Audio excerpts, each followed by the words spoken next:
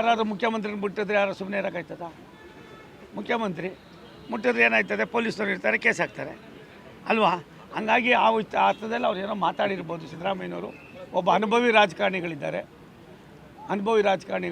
2 ಬಾರಿ ಮುಖ್ಯಮಂತ್ರಿಗಳಾದವರಿದ್ದಾರೆ. ಅವ್ರು ಏನು ಮಾತಾಡ್ತಾ ಇದ್ದೀನಿ ಅಂತದ್ದು ಅವ್ರ ವಿವೇಚನೆಗೆ ಬಿಡ್ತೀನಿ.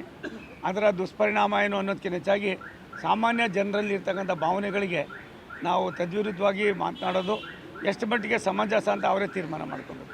ಸರ್, ಬೆಳಗಾವಿಯಲ್ಲಿ ಹಿಂದುಳಿದ ವರ್ಗಗಳ ಕಲ್ಯಾಣ ಇಲಾಖೆ ಅಧಿಕಾರಿಗಳು ಸುಮಾರು 80 ಜನ ಅಧಿಕಾರಿಗಳಿಗೆ ಪತ್ರ ಬರೆದಿದ್ದಾರೆ. ನಾವು ನಿತ್ಯ ಭಯದಲ್ಲೇ ಕೆಲಸ ಮಾಡುವಂಥ ವಾತಾವರಣ ನಿರ್ಮಾಣ ಆಗಿದೆ ಅಂತ ಹೇಳಿ ಸರ್ಕಾರಕ್ಕೆ ಪತ್ರ ಬರೆದು ಕೂಡ ಈವರೆಗೂ ಯಾವುದೇ ರೀತಿಯಾದ ಕ್ರಮ ಆಗಿಲ್ಲ. ಮತ್ತು ಉಗ್ರನ ಪ್ರಕರಣಕ್ಕೆ ಸಂಬಂಧಪಟ್ಟಂಥ ಆರೋಪಿಗಳ ಮಾನ್ಯ ತಹಶೀಲ್ದಾರ್ ಕಚೇರಿ ಒಳಗೆ SDO ಒಬ್ಬರು ಆತ್ಮಹತ್ಯೆ ಮಾಡ್ಕೊಂಡ್ರು. ಲಕ್ಷ್ಮೀ ಒಂದು ನಿಮಿಷ ತಾಳೋ, ನಾನು ಇದಕ್ಕೆ ಆನ್ಸರ್ ಮಾಡಿದ್ರೆ ಬೇಜಾರು ಮಾಡ್ಕೋತೀರ. ರಾಜ್ಯ ಸರ್ಕಾರದ ಕಾರ್ಯವೈಖರಿ ಸರಿ ಇಲ್ಲ ಅಂದರೆ ನೀವೇ ಇದು ಮಾಡ್ತೀರಿ. ನಾನು ಏನು ಮಾಡ್ಬೋದು ಅಂತ ನೀವೇ ಹೇಳ್ರಿ. ಒಂದು, ಈ ಮಟ್ಟದಲ್ಲಿ ಯಾವತ್ತಾದ್ರು ನಡೆದಿತ್ತಾ? ಈ ಮಟ್ಟದಲ್ಲಿ ಇತ್ತಾ?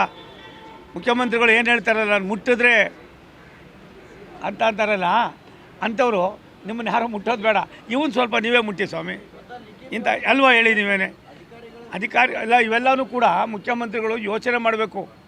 ಈ ರೀತಿ ಅವರೇ ಒಂದು ಧಮಕಿ ಹಾಕಿದಾಗ ಇಂಥ ಅನೇಕ ಸಮಸ್ಯೆಗಳು ಇನ್ನೂ ಕೂಡ ಜಾಸ್ತಿ ಆಯ್ತವೆ. ಅಧಿಕಾರಿಗಳನ್ನ ಯಾವ ರೀತಿ ಕಾಣ್ತಾ ಇದ್ದೀರಿ ಅನ್ನೋದು ಅಧಿಕಾರಿಗಳು ಹೇಳಿದ್ರು, ನನಗೆ ಗೊತ್ತಿಲ್ಲ. ನೀವು ಹೇಳಿದ್ರ ಮೇಲೆ ನನಗೆ ಒಂದು ಸೆಕೆಂಡ್ ಅಷ್ಟೇ ನಾನು ಗಮನ ಹರಿಸೋದು. ಆಯ್ತಪ್ಪ, ನಾನು ಗಮನಿದ್ದಿಲ್ಲ, ತಿಳ್ಕೊತೀನಿ. ಬಟ್ ಯಾರು ಏನೇ ಆಗಿದ್ರು ಸರ್ಕಾರ ತನ್ನ ಕರ್ತವ್ಯ ನಿರ್ವಹಣೆ ಮಾಡಬೇಕು. ಅದು ರಾಜ್ಯ ಸರ್ಕಾರದ ಕಾರ್ಯವೈಖರಿ ಹೆಂಗಿದೆ ಅನ್ನೋದು ನಿಮಗೂ ಗೊತ್ತಿದೆ. ಅದ್ರ ಬಗ್ಗೆ ಅವ್ರು ಎಚ್ಚೆತ್ಕೋಬೇಕಾಯ್ತದೆ.